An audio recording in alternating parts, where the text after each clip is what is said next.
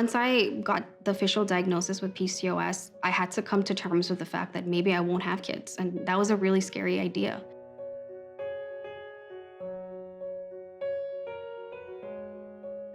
Yeah, so I met my now husband when I was 28. And I was at a point in my life where I was like, okay, I'm ready to get married. I'm ready to settle down because now I'm going into my fertile phase and time, my biological clock is ticking. So I became so much more selective. So we got married last year. It's gonna be a year in May.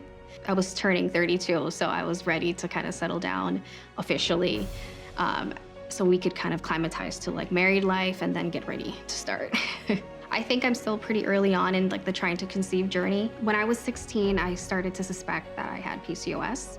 My periods were irregular and, there weren't a lot of resources at the time, but I did Google and I came across this condition and I thought it could be. It matched a lot of my symptoms. For the next decade, literally 5 doctors told me specifically I don't have PCOS. And now looking back, I wish that I had advocated more for myself in that time. I was a test subject. Literally every month I was testing, temping, tracking, keeping all of the data, looking to see what went right in one cycle versus, a cycle that was longer than usual or a cycle where I didn't think I ovulated. And my first cycle using Inito, actually, I didn't ovulate.